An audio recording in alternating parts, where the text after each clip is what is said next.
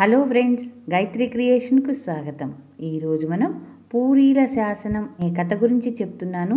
ఇది నవాబుల కాలం నాటి కథ. ఈ కథను రచించిన వారు పి యజ్ఞరామయ్య గారు. ఈ కథకు చక్కని చిత్రాలు వేసింది శంకర్ గారు. ఒకసారి గోల్కొండ నవాబు వేటకు వెళ్ళి ఒక లేడీని తరుముతూ దట్టమైన అరణ్యంలోనికి ప్రవేశించాడు. అతని పరివారం నవాబు గుర్రంతో సమానంగా కదలలేక వెనకబడిపోయారు. మధ్యాహ్నం అయింది.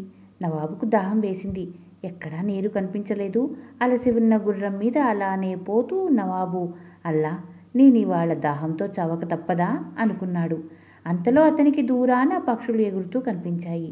అక్కడ నీరు ఉండవచ్చుననుకొని నవాబు గుర్రాన్ని అటుగా నడిపించాడు. అక్కడలోనే అతను ఒక గుడిని చేరుకున్నాడు.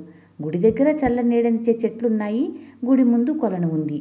నవాబుకు ప్రాణం లేచి వచ్చినట్లయింది. ఆయన చప్పున గుర్రం దిగి తాను నీరు తాగి గుర్రాన్ని కూడా తాగించి చల్లని చెట్టు నీడ నడుము వాల్చాడు. బాగా బడలేక ఉండడం చేత వెంటనే నిద్రపట్టింది. నవాబు నిద్రలేచేసరికి సూర్యుడు అస్తమించాడు. తూర్పు నుంచి మసక చీకట్లు కమ్ముకొస్తున్నాయి. ఆయన లేచి కాళ్ళు చేతులు ముఖం కడుక్కొని దైవ ప్రార్థన చేసేసరికి చీకటి పడనే పడింది.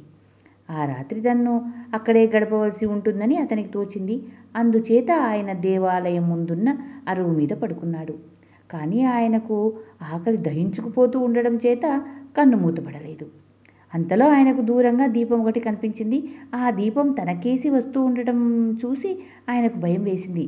అయినా చేసేది ఏమీ లేక ఆయన అల్లాను స్మరిస్తూ పడుకున్నాడు. కొద్దిసేపట్లో ఆ గుడి పూజారి దీపంతో సహా అక్కడికి వచ్చి నవాబు పరిస్థితి తెలుసుకుని గుడిలోనికి వెళ్ళి పేలపిండిలో ఇంత బెల్లం కలిపి తెచ్చి తినమని నవాబుకి ఇచ్చాడు. నవాబు ఆ పేలపిండిని తిని ప్రాణాన్ని నిలబెట్టుకొని ఆ పూజారికి ఒక భూమిని ఇనాంగా రాసి ఇచ్చి తర్వాత వెళ్ళిపోయాడు. ఈ సంగతి ఆ భూమిని ఆనుకొని ఉన్న భూములు గల భూస్వామికి తెలిసింది. అతను తాను ఆక్రమించదలిచిన భూమి మరొకరిది కావటం సహించలేక పూజారి వద్దకు వచ్చి నవాబు రాసిచ్చిన శాసనపత్రం తనకివ్వమన్నాడు. పూజారి ఇయ్యనన్నాడు.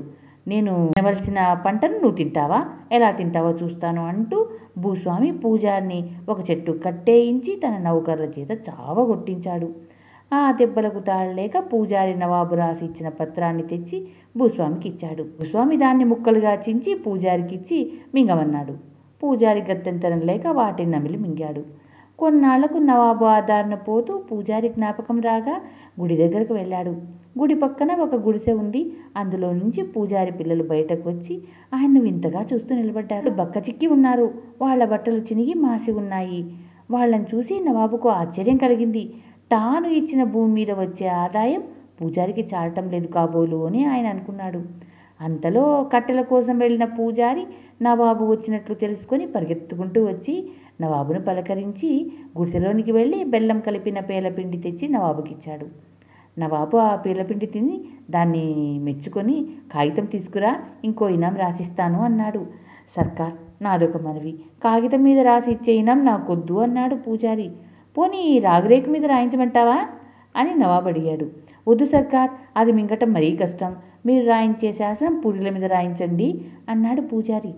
అరే, పూరీల మీద ఎవరైనా శాసనం రాస్తారా? శాసనం తినటానికి అనుకున్నావా అని నవాబు అడిగాడు. అవును సర్కార్ అన్నాడు పూజారి. అరే, ఎంత పొరపాటు పడ్డావు. దాన్ని తీసుకుపోయి తహసీల్దార్కు చూపిస్తే భూమి నీకు స్వాధీనం చేసేవాడు కదా. అయితే నేను ఇచ్చిన భూమి నీ స్వాధీనం కాలేదన్నమాట అన్నాడు నవాబు. పూజారి జరిగిందంతా చెప్పాడు. అంతా విని నవాబు మండిపడి భూస్వామిని పిలిపించి కోడాలతో కొట్టించి తాను పూజారికి ఇచ్చిన భూమిని పూజారికి స్వాధీనం చేయమని తాకీదు రాసి తహసీల్దారుకు పంపాడు. ఆ విధంగా పూజారికి ఆ ఇనాం దక్కింది. దాంతో అతను 4 కాలాల పాటు సుఖంగా జీవించాడు. ధన్యవాదములు.